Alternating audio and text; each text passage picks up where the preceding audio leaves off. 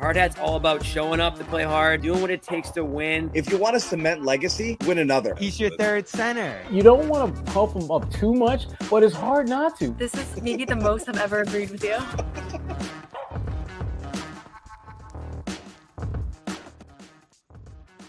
What's going on, everybody? The Garden Report NBA free agency show. We are 22 minutes away from the opening of the negotiating window, 6 p.m. Eastern time here. A bunch of deals could be struck literally right at 6 o'clock, and there's already some stuff in the works right now. No deals can be made official until the league year begins on July 6th. But whatever we hear today is what's happening. The Celtics, as we know, are not really in much position to do anything other than lose stuff. And that's what everyone's kind of holding on to wait and see what happens. Already some not so great vibes or reporting for those out there hoping that Al Horford will return. We'll get into that. Also, this is a really difficult time, so I want everybody to pray for Bobby Manning because we don't know what's going to happen to Luke Kornet. Last year, he was the first free agent to make up his mind, returning with the Celtics at like 6-0-0-0-0-1. So we'll see if Luke does that again, whether he comes back. Guys, we'll start with you right now. And again, have we finally reached the point where we understand that if anything happens, it's probably not going to be good regarding the Celtics this offseason? Are we there yet? Or is anybody feeling something different? I got there on Wednesday. You saw Brad's demeanor. You saw the draft picks they made, not filling any needs. And since then, not moving in any direction to create flexibility to re-sign these guys. I think we've seen over the last 4 days here that this upcoming season is looking like a reset year. So I don't feel great going into today. Obviously, there's a report on Horford now that doesn't look great. And I don't know. Maybe they'll do something to restock their center depth here, depending on which way this goes today. But definitely, and I wrote it this morning, doesn't feel like it'll be a great day in Celtics history today. This last 50 days here, John, is just unimaginable. When you think about if we go to 50 days ago, you're probably still thinking, all right, Celtics probably going to beat the Knicks, probably the favorite to win the championship here. Maybe they'll run it back next year, go for a three-peat.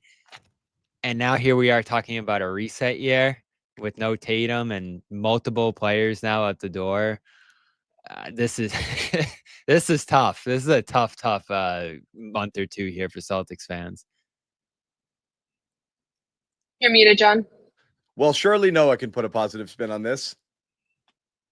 I'm not going to put a positive spin on this. I actually will say I don't agree with how the Celtics front office has necessarily navigated this year, because I think there was a case to be made to keep next year's team as competitive as possible and to see whether Tatum comes back in the latter half of the season or the following fall, but you had a competitive team there. And I know that there's always a case to tank and try to get a high draft pick and see how much that player can help you. But I have a feeling I don't like the direction that things have headed. And I think the initial two trades I didn't have a problem with because you kind of had to get rid of those two contracts.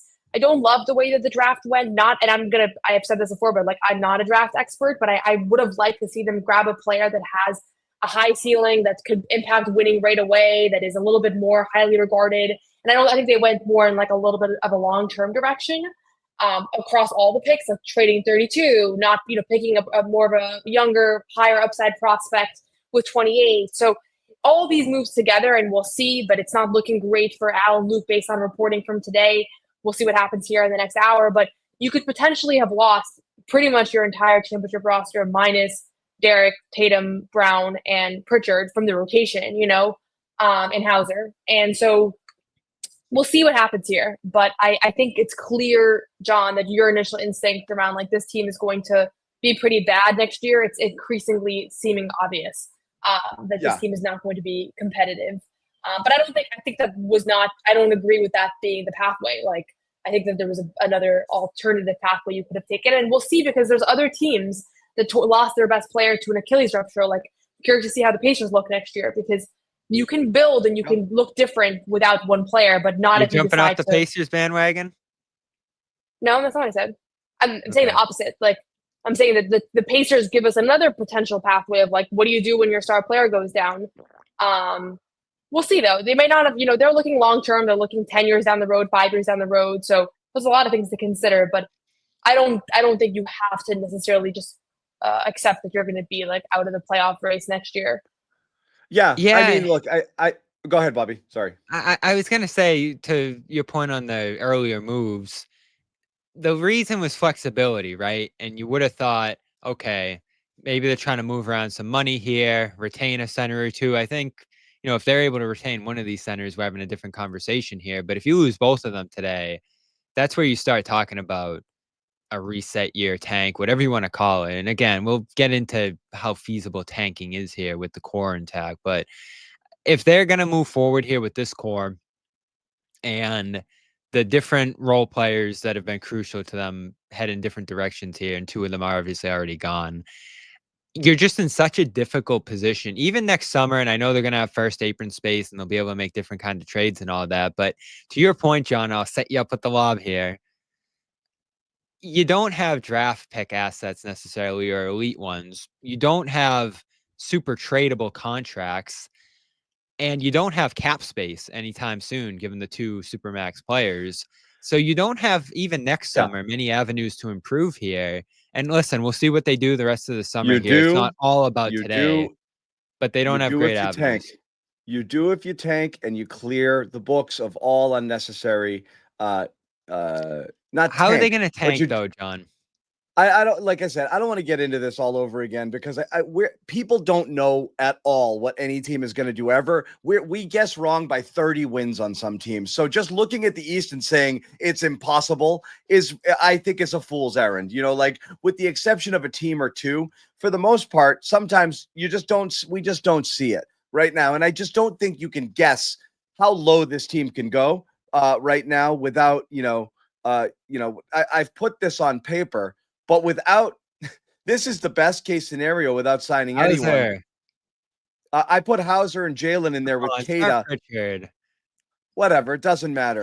If this is your team and you're telling me that this is more than a 30 to 35 win team, then something went tremendously right, and you've got big leaps from Baylor Sharman, Jordan Walsh,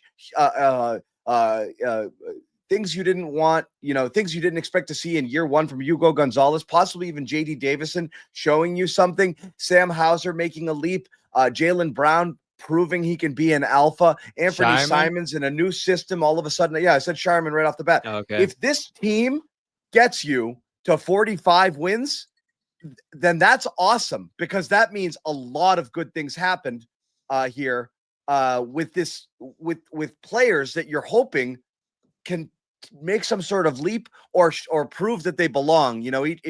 Each one's a little bit different. So I think it's great if they somehow squeeze a top 6 appearance out of this roster. However, if you don't, it's not the worst thing in the world. I kind of think they're in a win-win position here, just in terms of what happens this year. You'll accept either result, because if they play themselves into the playoffs, that means they've got more in the bag than they expected. And and if they tank, then you've got potential at a premium player at a high draft pick, and who knows what happens there. But to Noah's point earlier, I don't think it was like, I'm not taking a victory lap over like I said they did it. I think what was always the case was this was a step back year, but they knew in Tatum, Brown, White, and whatever is left around them, we won't be great, but these guys can win 45, 50 games on their own. And we're not going to add anything. We'll deal with a little bit of pain, and we'll see if we can reset the deck in a year or so. That was the plan. That's been the plan for 2 years. We're going to strip it down. They weren't caught blindsided or flat-footed by this.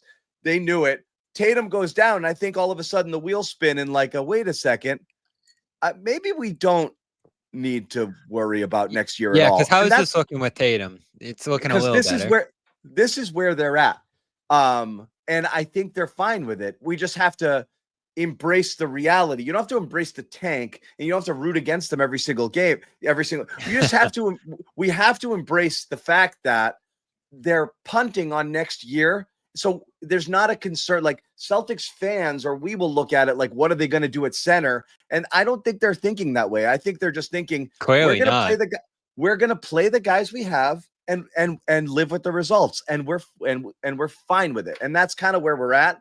And I think where people will probably, realistically, I think it's more likely to get worse than get better if they can find a suitor for Simons and shed some more salary there, which I do think that's probably the realistic scenario.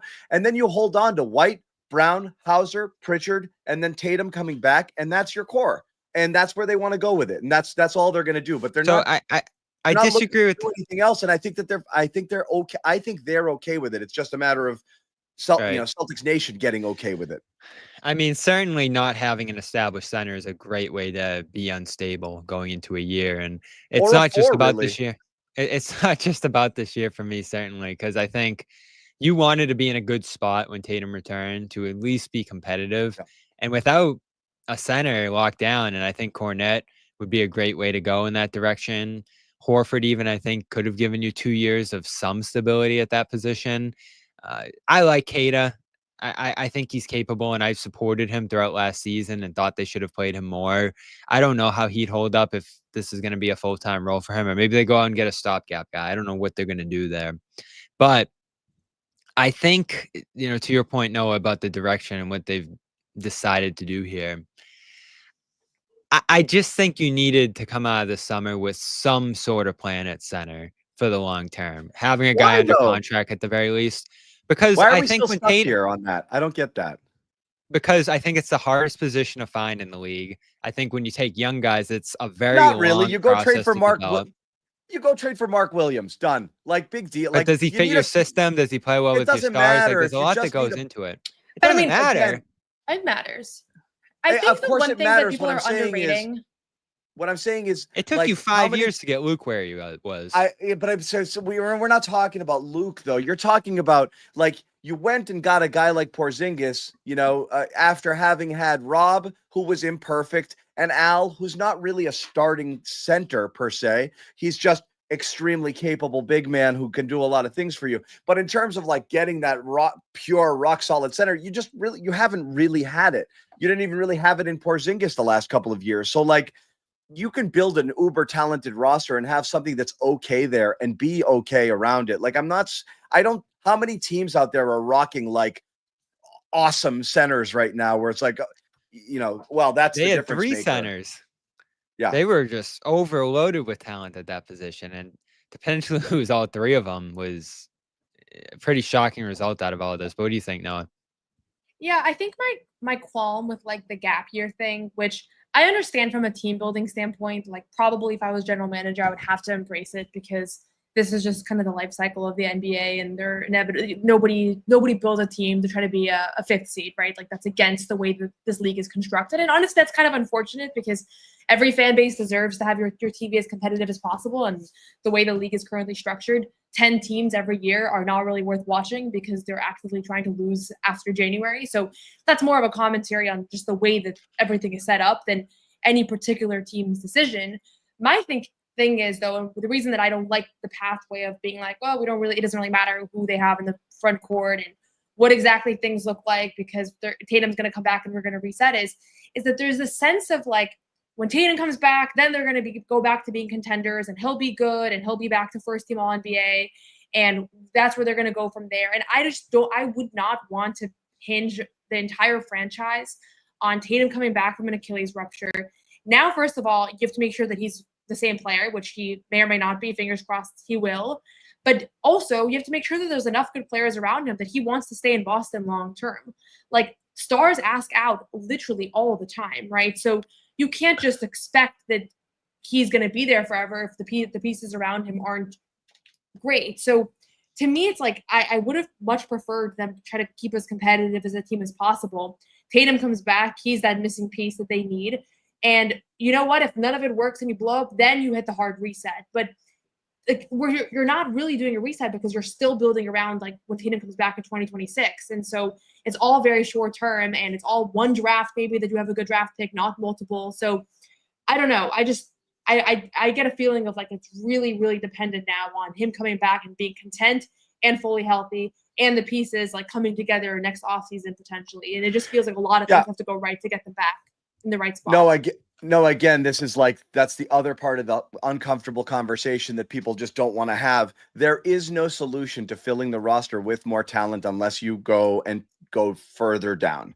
And so again, this is the debate we've had. You can hold the line with Tatum, White, Pritchard, Hauser, and Jalen and hope that you get a good pick next year, but then you're not going to have another good pick for a while if those guys are, keeping you in the top 4, top 5 every year, and you're not really sure whether they are, finals contenders without pieces around them and without a center, without, rim protection or any sort of depth at that position. And acquiring it is going to be extremely difficult unless you trade players. So yeah, you've got problems. Like, you're going to be spinning your wheels for a little bit unless you do something dramatic, and that's trade either Tatum or Brown. And that's a hard reset and a conversation people don't want to have. It's just not something you need to do right now. That's something that you can entertain potentially next offseason if that's a direction that you want to go. So their strength is that Tatum and Brown are signed through 29. Yeah, and they might. So that gives you the opportunity to stay with those guys and see what happens around them. And maybe you catch lightning in a bottle. Maybe you fall so low this year, you end up somewhere extremely high in next year's draft and you get a superstar, and all of a sudden you don't have to worry about anything because now you've got a new core of star level players, and it makes it easier to potentially trade a supermax guy because you're not going to be sacrificing as much, and you can kind of reload the cupboard and get more lean and more affordable. So there's ways there, but right now you're right. No, it's kind of like a dark path of like, there's not really, you can't see the light at the end of the tunnel right now. You're just kind of hoping some stuff happens for you.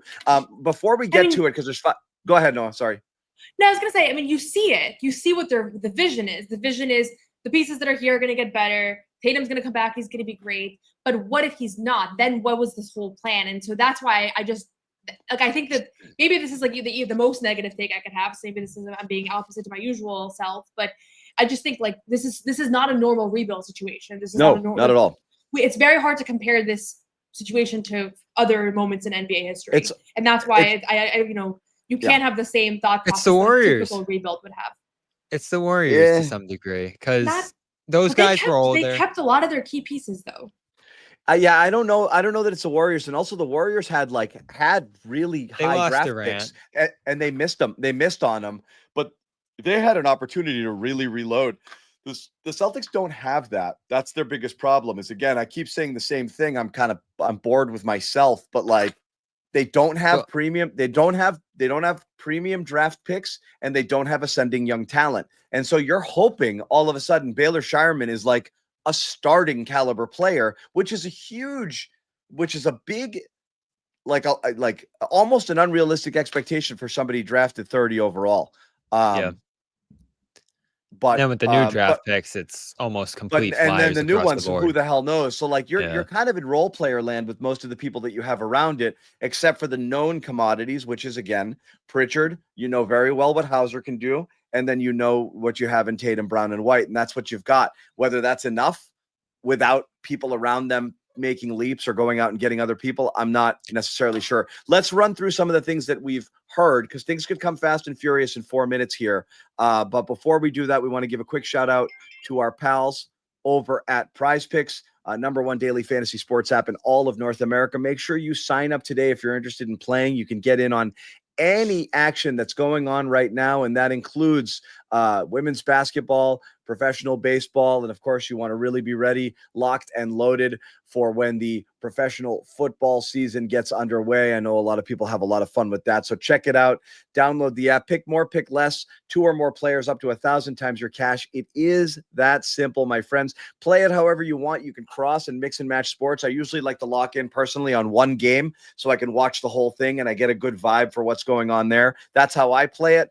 You might choose to do it differently, but a lot of fun, a lot of options, fun promotional opportunities as well. Free square opportunities being given away all the time. So you want to kind of stay up to date on that, because those are gimmies. You can insert them into your lineup automatically, and that's a W. So download the app, promo code CLNS. New users play 5, get 50 instantly in your account, win or lose. Once again, download the Prize Picks app, enter that code CLNS. Play 5, get 50 instantly when you play Prize Picks. Run your game. Let's get into a couple of pieces of news because it could come fast and furious. It was slightly ominous reporting. First, it was Al Horford's not close to making a decision and probably won't in the first 24 hours of this free agency window opening. And now one of those kind of like, we know it, but we're not saying it yet because I don't want to get anybody in trouble sort of reports. Warriors making Al Horford a free agent priority. This now coming out from multiple reporters, and the way that this is being put out there makes it seem like this is a done deal.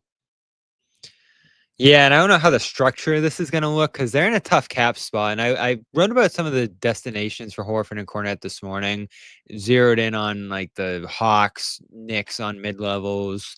Hawks obviously going in a different direction, it looks like at this point. Knicks had some trouble too here, and they were obviously a team linked to Horford. But the Warriors on paper made some sense.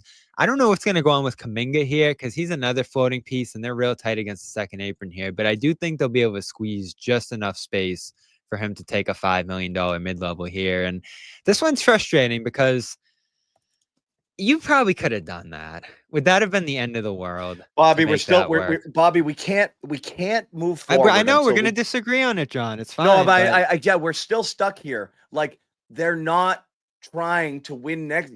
You're only going to bring somebody here on this team next year if you think they can help you 2 and 3 years from now. We have to stop looking about what's going to happen next year. We have to stop. Because they've stopped. So we have to stop, right? But unless you think Al Horford has long-term value beyond the Warriors making literally one last run at this thing next year, again, I just think that both sides know we're so happy you came back. We helped your Hall of Fame candidacy. You got your title. Everyone is happy. This is a happy ending to the Horford story. I don't think we need to push this any further. I do think Luke You thought Horford was going to play for a different team before the end of his career? I absolutely thought Al Horford, if he chose not to retire, was not returning to the Celtics next year, without question. I never because in my mind injury, though, right? No, I just assumed that they wouldn't be able to afford him this year because of their cap situation. Even if Tatum was healthy. Yeah, Al Horford's been gone in my mind for a year. I've always looked. It's just the reality of the cap. Even if you traded Porzingis and Holiday, you knew you had no money to re-sign anybody. So I've always thought maybe Luke on a minimum, but I didn't think Horford was coming back. And I didn't, again, I don't know. Maybe Tatum changes the equation. In my mind, Horford's been gone. But I don't think Horford's going to be thrilled to make this move. I think Boston's a place he liked. I think this is a team and teammates he enjoyed competing with, but I think there's a point of pride here of a role. Windows open, by the way. We're open for business. Yeah, I think this is a matter of a role because he's probably going to be a starter here, I'd imagine, alongside Draymond. And it's a great fit. It's a great fit. But payment also for what he earned last season at this point. And again, there was some metrics and stuff that said he was a $18, $19 million player last year. That doesn't look like a guy who's going to play one more year and then be done here. I wouldn't have minded the Celtics going 2 years, $10 million for him if that's what it's going to end up being here. Maybe the Warriors went 3 years. That would have been a little bit of a tougher pill to swallow if you're Boston. So we'll see what the details are in this contract. But it's not a matter of needing something, John. I think it's a lot of intangible stuff, helping Tatum get through this rehab, helping this team get through a difficult year, and then eventually being there when Tatum gets back to help this team start winning. Then it's not a high price to pay. It's, I think, tax money at this point we're talking about with stuff like this. Like, is it worth paying tax to have Horford around here? And obviously, I don't think they determined that that's the case. And so it's assets, Bobby. What is a greater asset to the team to the Celtics right now, if you're looking 2 and 3 years down the road? Is it Al Horford on whatever it is that you can afford him? And in order to get him, you would have to probably trade a Hauser, a Pritchard, or more likely Simons. So what's the greater asset? Holding on to Simons, see if you can get anything for him at the deadline, or just letting that money walk and getting $30 million back off the books in a year, or Al Horford for 2 years? Like, there's no question from an asset. And again, Brad said the term a million times. They're trying to manage their assets right now. Al Horford at this stage in his career on this team is no longer an asset to them. So you have to look at Simons. Simons' greatest value might literally be to let him no longer play for you. whether you trade him or whether you let him walk and you get 30 million off the books. Then you're clear. Then you can start to do things and operate a little bit differently. But I just don't. Horford is no longer an asset for this team. Yeah, I don't know if I agree with love that him. necessarily I because love there him, are different but pathways to clearing 5 million Yeah. this year. That's all you really had to do. And maybe How? they hit Where are they? a brick wall with that. Niang, Hauser, and I Simons think are obviously Niang. the I think biggest ones. Niang. You could and should, but you'll have to send out some picks too. But Right, again, and I don't you're gonna. understand. I But don't again, totally understand the Bobby, thinking with that one. asset management, sending out Niang and 2 picks so you can re-sign Al versus hanging on to those 2 picks to make a move later on for something that's going to impact you longer term. It's again, you have to look at the asset, not the player. Al Horford is Right. better than anybody that they're going to be able to sign now or a year from now, probably. And he'd make a huge impact on their team next year. But I think from an asset management standpoint, you're just not viewing Horford as an asset. I think they view the picks as a greater asset. I think they view Simon's contract as a better asset. No, I don't know if I'm wrong here. You have a different take. I think that if there was a good trade to trade Simons, they probably would have traded Simons. They would have that space to sign Al. I'm assuming they didn't find anything that they felt was And that's worthwhile. a mistake too, honestly. And so I don't know what the market was out there. Honestly, the Colin Sexton trade, seeing that he has no value despite coming off of a very efficient year and being an awesome player who I love, has molded my thinking that maybe these undersized scoring guards are just not a market for them. I told you, no, I oversaturated looked across position. the whole league. I couldn't find And a so single I Simons think team. Yeah. And so I think that's one of the challenges. The other thing I would say is that, are you looking at 2026, 2027 as a season where you want to contend? Like, do you want to be a championship contender that year? Is that, how much of a priority is that? Or are you more thinking down the road, you want the window to be open from 27 to 30? Like, that's one of the things that I guess maybe is a little bit of a discrepancy between my viewpoint and the Celtics front office, because I think if you're prioritizing still next year as like a real title year, then Al would be more of a priority because he can still help you then. But if you're viewing next year as like the year Tatum comes back, you're probably going to need a few years. And let's look later in the decade as really where this team has a couple opportunities to be competitive, then Al doesn't fit, right? And so that's the big question to me, is like whether or not that timeline is like more short-term or long-term. And based on the sense that I'm getting here, like it's very possible that it's not next year. Well, things can move fast, Noah, and that's the thing. I think the timeline is difficult to say because, as you've mentioned a million times, one, you don't know what Tatum's going to look like coming back and how that's going to affect what you're able to do the year he returns, or really in subsequent years, because he could be slow to start. It plays 50 games that first year back as they're ramping him back into play. You don't really know what you have or whether he's all the way back for a while, and you're stuck a little bit, kind of like, wait, are we going for it? Are we not going for it? So you don't actually know there, but also because of the CBA and the amount of parts that are going to be moving around with a lot of teams, and teams are going to be constantly looking to shed payroll, and teams will find themselves in the position that the Celtics are in as well. You will be able to reload a little bit faster and more easily than you could in the past. I mean, they already did it with Porzingis and Holiday. They got those guys on the cheap, picking the bones of teams that wanted to get rid of salary, and it got you a title. So again, I don't think it's crazy to think you could do a fast reload. It really comes down to the bigger conversation for me is, and will continue to be throughout, whether it's feasible to do it without much in the cupboard and 2 supermax contracts. That's the challenge. Well, whether it's possible. Let's talk about the tradable contracts. It's Pritchard to some degree. That's on the small side now on the cap scale. Doesn't help Hauser you. too. It's a small contract on the cap scale. Like, you're not getting back guys who are You helping love you those for contracts. Yeah. Even if you combine them, what's 17 those million guys are out getting you? kicking their contract by a lot. Right. That's the thing, is like you're going to spend more to get the same player if you get rid of those guys. I see no value in trading Pritchard or Hauser at all, unless somebody lost their minds and gave you multiple first-round picks or something. But like, I can't see any value in that. So Niang's not an asset. It doesn't look like Simons is an asset, and we can debate what options they had for Holiday. But his salary ultimately coming off the books is useful, even if that's all it is. I think you need to get back salaries that you could move for his. I think that has to be the goal there, because if you just let that salary expire. What's the difference? You get salaries that you can move for what? Second round. You're getting crap Right, players. but you're that- gonna Because move them nobody's for really a second free round agent picks? anymore. that salary just Huh? disappears. What's that, Noah?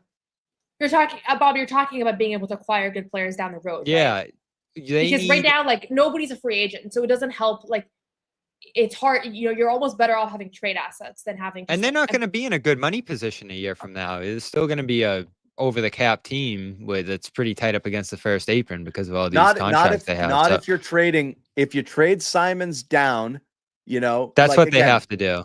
you trade Simons down into two smaller deals. You trade somebody into somebody's mid-level, or you send somebody off with a pick or two to someone else that can use that money.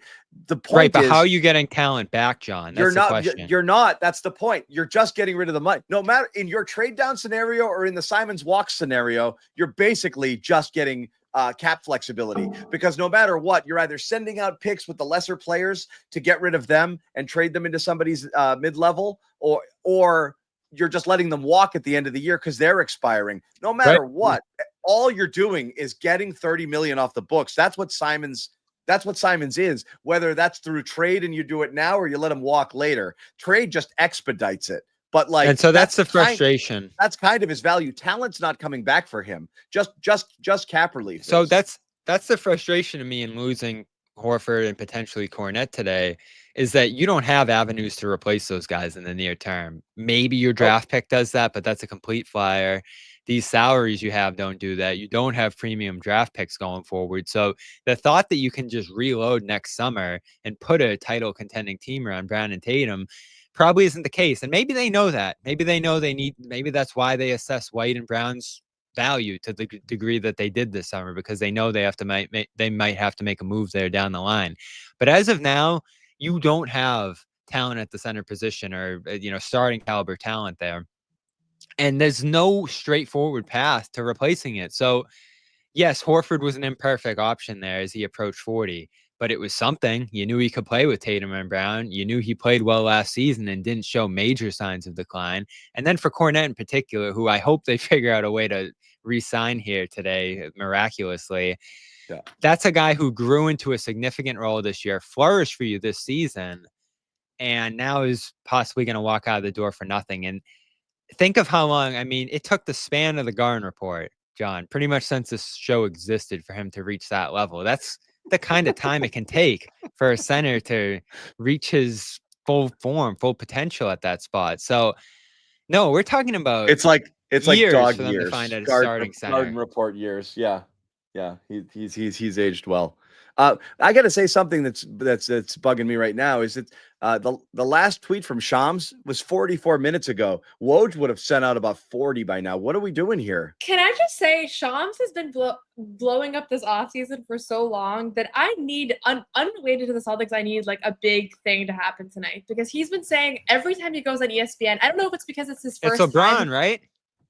I don't know. LeBron's in his player option. Like, who could trade for LeBron? Like, I don't know. But I keep thinking, like, he keeps saying that big things are going to happen. Stay up tonight. That was like a week ago. Nothing happened that night. Like, that one was out of context. No, I watched it live. I had my TV on. I've been watching hours of Shams every day. I think it's because it's his first year with Noah, ESPN, and so he doesn't know like how to like do the news cycle plus the reporting. Like, he's still figuring out the balance, Noah, you're not a Harry Potter fan. No. All right. There was in one of the books, Hermione, who was like the straight A student, in that cloned herself so she could be like in a million places at once. I swear that's you. Not she cloned herself. She had a time turner so she could turn back time, and she could literally, so you can go to multiple classes at the same time. I'm convinced with all that you do, all the sports that you cover, being able to watch literally every Celtics podcast that's out there, plus hours and hours of Shams, there has to be more than one of you. There's no way there's one Noah. Yeah, I wonder what I'm giving up. Yeah, there's only one, but perhaps spending too much time consuming NBA and WNBA content in games. It's Paige Buchers made the All-Star team while you were on here. Paige Beckers.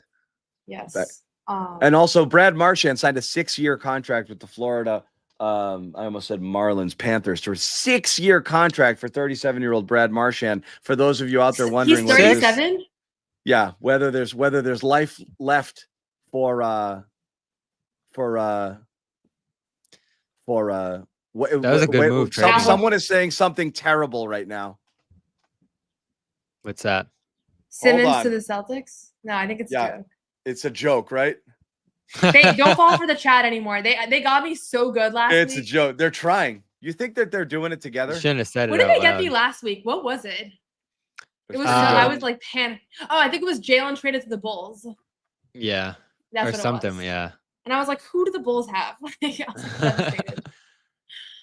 That's what it was. Chris Haynes saying on NBA TV, we used to report agreements at 6:01. That time has changed right now. I don't know why that is. I wish they told That us happened before last we year did this too, I show. remember. Yeah. Yeah, So that's slowly been going away from that. I think part of the reason was they didn't want this illusion of tampering going on before the 6 o'clock time frame. So give I it think up. they That's all squashed they've that all- a little bit. But they did it anyway. Yeah. So I think that's part of it. It's not fun, certainly, though. And, we can glean what's happening here, potentially. There was some great reporting from Stein earlier that a bunch of different guys are going in certain directions. And it seems like it's Nickeil Alexander-Walker going to the Hawks. Nuggets in the mix there as well. Dorian Finney-Smith is in the mix for the Rockets. Obviously, we've mentioned Horford and the Warriors. The Ty Jerome deal with Memphis looks all but done. So it looks like a lot of stuff is going to potentially move here fast, including Dennis Schroeder getting a nice deal with the Kings. That 2 happened years, already? $12 million, I believe. It's That's funny. what they The believe report is I gonna just saw happen. is that they Or were meeting on 228. Zoom. They were meeting with him and Brogdon. So And Power I think to an ya. important one. I think an important one from a Celtics standpoint is the Mavs have obviously been trying to fill their point guard position while Kyrie's out. There was a lot of holiday buzz there. Chris Paul, they were looking at him. Lonzo Ball obviously went to Cleveland, which was another Breaking guy they were news. looking at there. breaking news: the Jazz are guaranteeing Svi's contract for next season. That's the Bring him best back. thing we've got. Honestly, good for him though. I like know? that guy. A lot of guys are not in the NBA anymore that were in his position, and he found a way. Yeah, He played well that year when he played in Boston. Wasn't much, but this is a wild off season so far. Brogdon, is he going to stick around? In It was a bummer basketball, watching somewhere. him. Yeah. yeah, he was part of the Kings shopping list here. My point with it's the just- Mavs was that was one Yeah. of the very few Simon's destinations I saw just because they need a guard and they had some medium-sized salaries to send out there. And that one to me is the bummer that you couldn't get Washington or Gafford back from them for Holiday, because those are, again, sturdy, good players, medium-sized contracts, guys who can play for you. That's what you need to build into the future if you're the Celtics here. And Shams notice the Grizzlies are extending Yeah. Jaren Jackson. okay, those are boring. Those are boring. We need something more. we need some Celtic stuff. But yeah, Well- my point with the Mavs is I don't see them as a Simon's destination anymore. Don't see Milwaukee as a Simon's destination after re-signing Bobby Portis. I know they're trying to trade Connaughton. Maybe that combines with something else there. I don't know. Do you see any Simon suitors? No, I just can't find one. I'm not sure. I mean, who clearly wants a there guy were making there wasn't. $27 million who hasn't been proven specifically on the defensive end? I think also the fact that the best Portland could do for him is Drew Holiday, who is obviously a great player, but is not doesn't really perfectly fit their timeline. Maybe confirms the fact that there wasn't like a great trade market for him. Let's put everything we have together and let's unite, because we are a little fractured with everybody feeling and wanting and thinking different things. And, fans are starting to turn on each other in the chat. I think we can all agree bringing Luke back is a win-win across the board. It's a win for Luke, win for the Celtics, win for fans, big win for the Garden Report. And again, it does give you a little bit of stability and normalcy there at the center position, because I do believe that while I would prefer they lose as many games as possible next year, you don't want it to be like a sham, because you do start to. I'm not worried about culture for people that have won their whole lives. Like all of a sudden, Derek White and Jaylen Brown aren't going to be bad culture. They've seen winning. This team, they won a championship. They've done nothing but win. I'm not worried about that. I am worried about people getting pissed off and starting to look for the exits, and that kind of thing happening. And I am worried. I mentioned this before. I'm definitely a little worried of like Brown and White kind of wondering like, how did you guys, What are we supposed to do? Why did you guys do me dirty like this? Like, what am I supposed to do with this team? And this we lineup, know Jalen Noah. He will not keep his thoughts. He's going to let it be known. Private. Yeah. There will be well, some I think frustrating. part of it is that we were excited about the prospect of like seeing. Well, you and I, Bobby. I don't know about that. You were. Yeah. And Stephen A. was on our side. Jalen kind of leading the team and what that would look like, and like this is not going to necessarily reflect well on anybody what happens next year if there's not a big man, right? Like that. You're not putting guys in the best position possible. God. I was saying from the start. Oh. Put Brown. Oh my God! On a breaking news show, dude. I'm just reacting to what Noah's saying right there because I said from the start, keep Porzingis with Brown, so he has an outlet, so he has some ability to lead this offense, so he just isn't thrown into this position that's destined for him to fail in. And they don't do that. So it's like, okay, keep Al there as a, pick and pop auction guy he's been playing with since 2017. They're not doing that. So can you at least keep Luke with them? A guy that can set a screen and roll and give him a target and pull defenders and all of that. Center is so important on both ends of the floor. I don't know how a team can function without it. So again, John, your point, if you want to tank, great. But for White and Brown, who are going to try to keep this team above water this year and get the young guys up to speed and all the different stuff that they're going to ask them to do and certainly pay them handsomely to do, it's just going to be grueling and it's going to be frustrating. And I think those guys will probably catch some flack if they struggle. We know Jalen will, right? No one's going to go lightly on him making the $50 million if he struggles this year. This is going to be a bad. They're putting these guys in very difficult positions. And let's talk about what this is. Yeah. I don't know if there's a mandate, John. And we asked Aaron about that the other night, and we're always going to wonder that, right? Like, did this team go into this offseason knowing that they couldn't pay tax, that they couldn't be above certain apron lines, that ownership just said, we're not doing it this year? Well, Tatum's out. That's tough for our front office. That's tough for the players. And I'm not going to blame them for something that they haven't done yet, John. But if they don't bring back Kornet and Horford and they just dive below that tax line, what are we going to be saying a week or two from now? Again, it's bringing back Horford and Kornet have nothing to do with that tax line. There's no way to keep those guys with a tax line.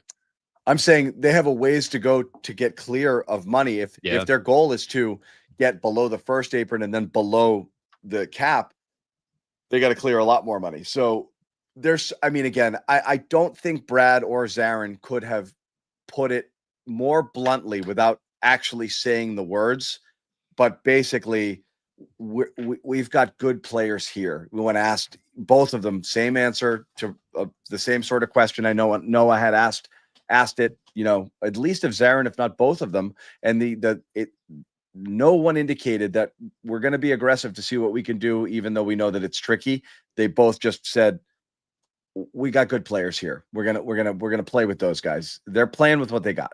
The quote you love, John, was, I think we're always trying to compete with the guys that we have. And again, they have made a lot of people. Yeah, they have made a lot of people drink this Kool-Aid about the flexibility and the draft picks and all of those things. It's if there's 10 slices in this second apron pie, 9 of them are money, and 1 of them is those restrictions of flexibility. There's no reason to restrict yourself and penalize yourself when you're a loser, when you're not going to be a winner. But if this team, if they were running it back and Tatum were healthy and the owners didn't give a crap about the tax, they would absolutely stay above the second apron and they wouldn't care. I get this reference, John. Yeah. Sorry for scaring everyone. That is funny. 1.21 gigawatts. We had I'm gonna do one of my tangents, but Kenny Young who's over at ZLX. You guys, some people might know Kenny. I graduated with him, and our senior show, we did a spoof on Back to the Future called South to the Future, and Kenny was the professor candidate. Was the professor character in it, and we had a girl in our school called Helen Watt, and it was the line was 1.21 Helen watts of energy, and it was pretty funny. And that's all I could think of when I see that line now. So shout out Kenny Young. He's friggin' hilarious. For those of you who still listen to terrestrial radio, check him out on ZLX. He's the best. Yeah, that's right. ZLX. Kenny's friggin' awesome. So anyway, we talked about Al. Should we we're talk into about this. Luke? There's no fireworks. So let's get into Luke. A couple of things are interesting. The Ayton buyout here reset the big market a tad because it shoved everybody. I don't know if you shoved them down, but it created another opportunity for some people to fill a need among the teams out there that you thought might come looking for centers. So that's another. I can't believe people want him. I can't either. Just because he's bought out doesn't mean you have to sign him. So I've always been higher on him than other people. How what is there to like I hate to do this about players, and I usually keep it to myself, but he's the one guy I really like where is the hope? So you've never liked him? No.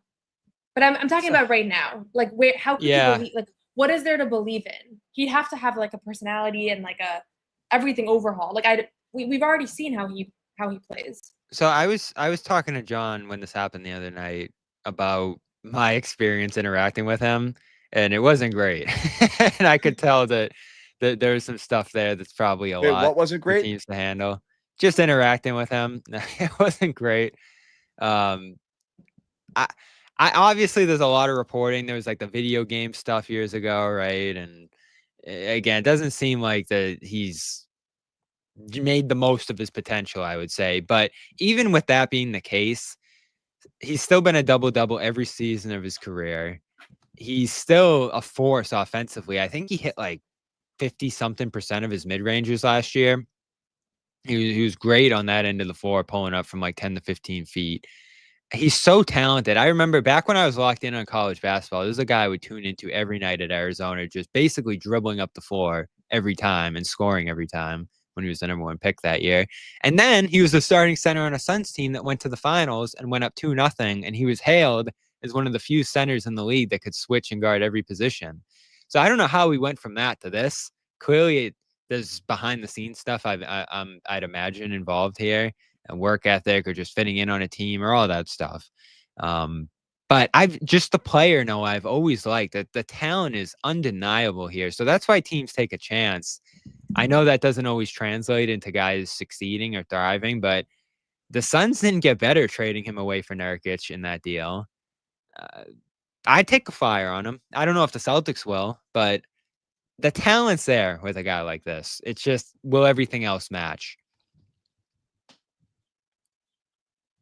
Yeah, guys like him, I just think about all the guys that don't get opportunities that could have a ceiling, but probably will never get the chance because they didn't play for a big school or they were undrafted or whatever. I would take a flyer on one of those guys before I would take a flyer on Ayton. I've just seen enough. That's my take on him. There's like 5 guys in the NBA that I have that stance on where I'm just like, I don't. That's where we are. He's one of those 5. And they obviously value the character stuff, right? And they've done well with that over the years recently. So I get it if you want to stay away. I don't mind. The Lakers have tried Dwight and Wood, and the Lakers Harrell are linked to him right now, right? Yeah, so they'll try any center who's available out there, just regardless of the problems. So let's talk Luke.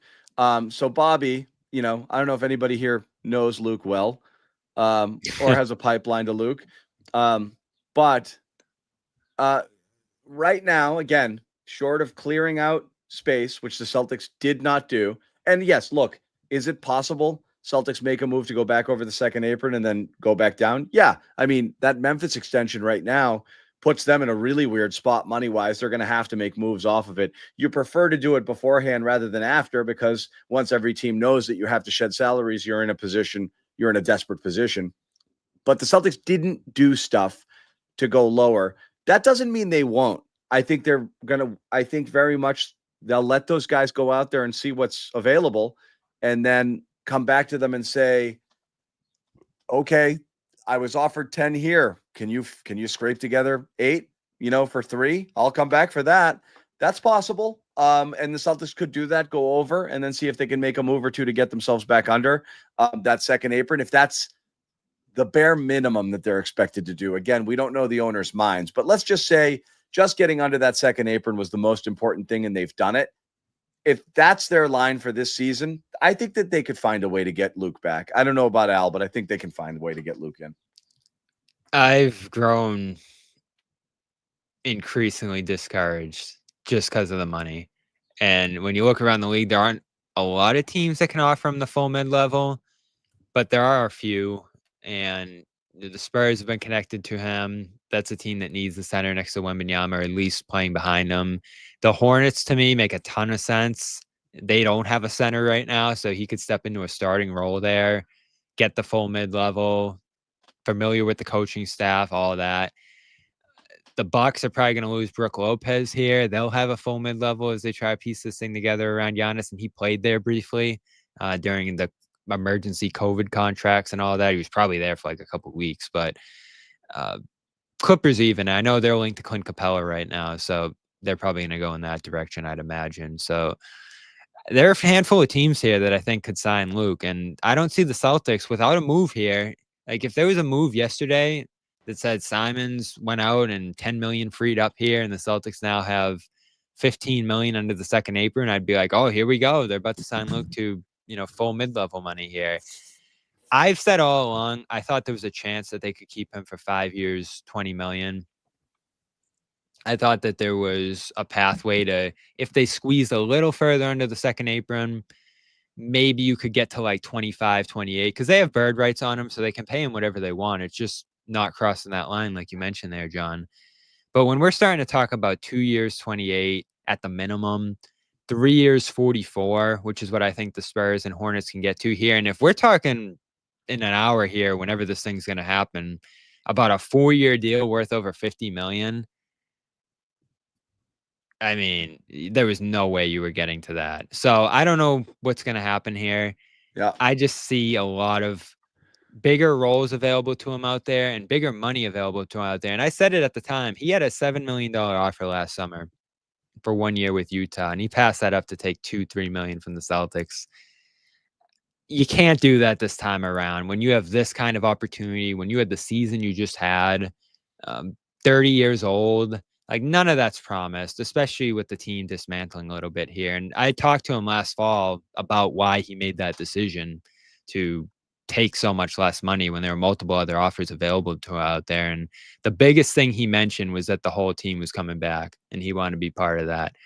And now that's obviously not the case here. And his exit interview to me was the first time when I was like, oh, geez, because it wasn't, oh, I love these guys and, I really want to be here and all that. It was, let's see what's out there. A free agent deal reported. Dorian Finney-Smith, 4-year, $53 million deal with the Houston Rockets. That's man, they're going to be a monster next year. That's they're a having change an of awesome teams. offseason. That's a change of teams right there. So How that's about, the first. Someone. Now that one person has done it, everyone else can do it, right? Yep. And remember, Half an hour feels substantial. Lakers just let him walk for nothing. Yeah, I don't know what's going to happen with the Lakers, but that's a think tough of one. where. I'll let you weigh in on Luke first, Noah. I mean, listen, if you're building this team around who's going to fit alongside Tatum in the future, Luke should be at the top of the list. Perfect. And I do think that, is he the end all be all for this offseason? No, but he's 30, so he's not like I get the Al thing. I get the Al thing as far as we're talking 3-4 years from now. Al's 39. But Luke's 30 and Luke's playing the best basketball of his career. So I would say if there's any way to keep him, like he should be one of the priorities this offseason. And Brad said on Wednesday, our priority, Luke and Al are like among our priorities, but he doesn't, he's going to command more than a minimum contract. I don't know what they offered him, but he's only made $14 million in his career. So it's time for him to get his payday. So this stuck out to me real quick. I want to point this out. The Luke doesn't warrant this much discussion. Guys, Luke Kornet is the most that's going to happen to the Celtics in free agency here. It's the biggest thing that's going to happen. There's nothing else to discuss outside of I'm not going to get caught up on this.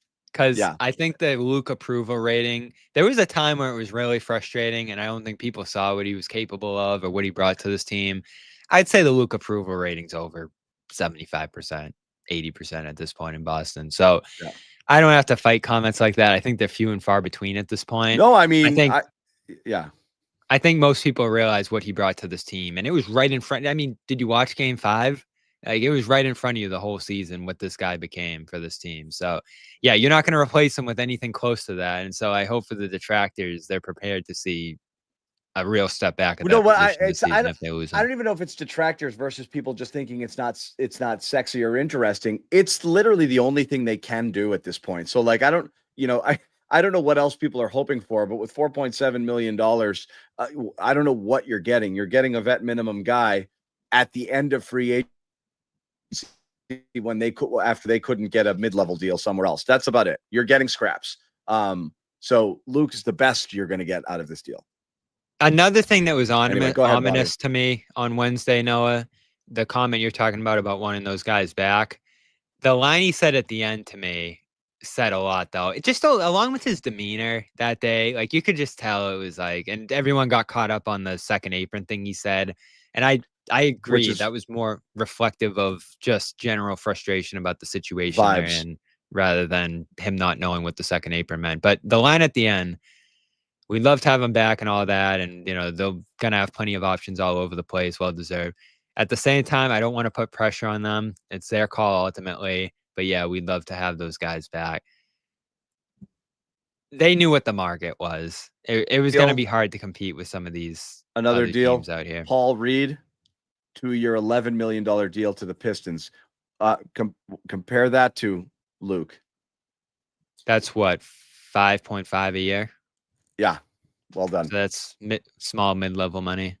I think Luke's going to get the full mid-level. And Luke are both better players than Paul Reed. They are. So it's just the market. Like, in recent days, I think it became apparent to me that these centers. Thank you, Dirk. Dirk's got your back, Bobby. Yeah. We talked about Miles Turner getting like $30 million a year. Thanks, Dirk. We need Luke. Ennis is not walking through that door. Is Ennis walking through any door? Even Fox got bored of his friggin' nonsense. I haven't seen him anywhere. Should we get him on the Garden Report? No. I'm sick that day. Yeah. Nope. Pass. I interviewed him in Syracuse at one of his camps that year when he came back for the second stint with the Celtics. Is this Darwin putting this out here? The story on Hugo, they're drafting him because they thought he'd take a below slot deal. Oh, this was something. So this is warranted of mentioning here. There was a report, I think it was from Fisher Noah, that the Celtics were, and again, this is just something that was indicative to me of where they're at money-wise and what they're about to do here this offseason. There was a report that they, at the number 30th pick, which is what, $2-3 million slotted salary. And if people don't know how this works, there are salary slots for draft picks. So you're set to make an amount of money based on where you're drafted. Cooper Flagg's going to make 13 something million. The 30th pick in the draft makes like 2 million. But there's a little room for negotiation there. And it's either 120% of the number that's posted for you or attached to your pick, or you can go down to 80% of what that pick is worth. And so almost always, every single pick, they even, if you look at some of these cap websites, they just put the number that's 120% of that because that's just what teams pay. Almost every single rookie contract you look at is 120% of what the associated, pick number is there. And so at the Celtics spot, you're probably talking about like 2.7 million. And if you go up to 120% of that, it's 3 million. If you go down to 80% of that, it's 2.5 million. And so Fisher reported that the Celtics were canvassing for prospects that would potentially take 80% of the rookie scale. And that to me just says so much because you're saving like $700,000 on something like that. And I know that's significant when you're battling aprons and tax and all that stuff. But I've just rarely heard of any effort like that where you're just going to try to tell a rookie to take a haircut there. And Fisher reported that Gonzalez isn't going to do that. We don't have Gonzalez's contract yet. But the fact that they were trying to make a rookie 30th pick take a little haircut to shave off another couple $100,000 there, to me was just like, all right, this is a tax thing. This is a spending thing. This Well, is the they're trading trying to down in cut the off second round. every. Yeah. Uh, That was another. every- I said that at the time too. You're trying to take a guy who probably would have taken, if you drafted Ryan Kalkbrenner, Noah, that's like $2 million. It's a guaranteed deal. Yeah. And they picked two guys who are going to take two ways, which don't have cap hits. So they were trying to save money in the draft too, clearly here, and they're trying to save money a little bit everywhere. So that to me doesn't make me feel great about Luke coming back here. Yeah. A couple super chats here because we're going to wrap, and we'll come back should there be breaking news, but we are going to wrap this. We've been going an hour. Nate, want to see Al play for a contender. Dirk had put this up here. Thank you, Nate. Dirk had put up the we need Luke. Wanted to give a shout out there again. And Christopher Alcott, am I the only one who thinks trading Simons to have the chance to bring Luke back is absurd? Again, it really all depends. I would have expected them to do that. All of the money coming back, not just for Luke, but you would do it to create a level of flexibility and to get even lower under either the first apron or into the tax as well. So we'll see there. Guys, before we wrap it, I'll ask you this. Am I making too big of a deal out of that? Them trying to shave a couple $100,000? Well, they didn't end up doing it though. Like, I don't know how often teams are calling to assess players' willingness to accept different contracts. The reality is they still grabbed the guy who is not doing that based on Fisher's reporting. So I thought it was kind of a non. Like, had they been like, oh, we passed up these three guys to take the guy that's willing to save $200,000, that's more of a story. Yeah. But this was more of like a process story that I'm not sure. Yeah. How newsworthy it is compared to usual years. Because if that's the case, you'll just trade down and out and then deal with whatever. Yeah, like they still selected Hugo with the 28th pick. They still they're still paying him the full thing. So yeah, if you want to get out of that stuff and you want to get out of a slot, you probably just kind of trade down and just, I don't care. I'll take the next guy available. This doesn't mean a lot to me. So I think they liked him enough to stick and pick. So maybe not. I might tend to agree there with Noah. I do think the trading down out of 32 was very much because we don't want to pay it, and that doesn't sit well. That might have been where they found the savings that they were looking for. Because that's like, again, you got to take shots at players. If you even thought any of those guys had a 10% chance of being a contributor in any capacity, trading out to save a couple of bucks is not great. I'll ask you before we wrap, guys, each of you here, the fact that we don't know anything definitive yet makes you feel better or worse about Al and Luke. It doesn't have to be, you don't have to have an answer that fits for both of them. What are you guys thinking right now that we didn't have the 601 reporting on it? It makes me feel like free agency is washed because I feel like this was like the hype part of the offseason. I don't think it means anything. There's been nothing really going on around the league. Adam Himmelsbach reported yesterday that Al is mulling his options and that he's not expecting anything today. So it's possible that was kind of his plan. But so as it relates to Luke or just in general deals, like nothing's really been happening here. There's been a few deals in the last 40 minutes, which is unusual. So I think it's more of a reflection of people trying to not get spined the way that the Knicks did a couple years back and being careful with the tampering stuff. Yeah, especially with the reporting coming out ahead of time. I'm interested what's going to happen with Horford because, listen, he was at the facility over the last couple weeks. His family's here, all of that. Maybe that stuff's overrated. I do think until pen goes to paper there with Golden State, I'll be curious about, both sides. Maybe at the last minute trying to figure something out there because, again, I think that'd just be a tough ending for that player, for this team, what they've meant to each other over the years here. It's probably still going to happen the way the stuff's reported, John. Like you said, when you start getting like serious interest and all that stuff, it feels as good as done. But I'm holding out hope that something can happen there. And then, of course, with Luke, I think there's going to be money out there for him, but we'll see what happens there as well. And I think that's another guy who, from everything he said to me, will be hard-pressed to leave the Celtics here, but you have to do what's best for you and your family at a certain point. And like Noah mentioned, he hasn't made the most money in his career, so he's got to cash out. There's no doubt about it. That's what I don't get from a Luke perspective is, what are you returning to? And again, this is your one shot. You've been making $2 million every single year, and someone's about to throw $20 million at you over however many years. Like, you got to take the money. $20 million, John. Yeah. That's the thing. 3 years. Luke, you can't expect Luke to take a pay cut. I think Al's in a different spot, but at a certain point, like he's never really cashed in. Yeah, Al's made money. And he's coming off of a career year, and who knows, you don't know when you're going to be healthy and all these things. Like you have to capitalize. I looked that up. Moments. $14 million for Luke career, $238 million for Al career. Right, they're in completely different positions. Yeah. Come on, And Luke, Luke's in their prime right now. And also, in his prime, so. Yeah, this is his last best shot at it, and so I would imagine he's going to try to cash in here, and I think it's the right thing to do. So if you truly loved Luke, Bobby, you would set him free. But that's just how it goes. Anyway, it's going to be devastating, and we'll talk about it if it happens. But yeah, Bobby, I've loved and lost. I've been through it. We can talk afterwards if it happens. We can form a little support group. It's it's difficult. It's difficult. I'm still not over Rob. It is what it is.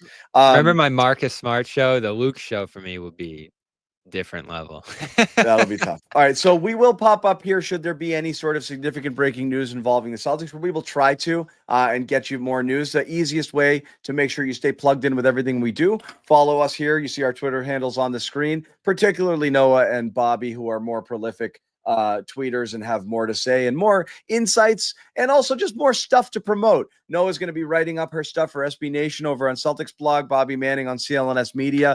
And also Noah's coming up with her own podcast, You Got Boston, which I'm sure will have updates on everything going on in and around the Celtics. And of course, you can catch all of us here on the Garden Report. We'll try to get Jimmy and Sherrod on sometime later this week and do another show before we head into the holiday weekend.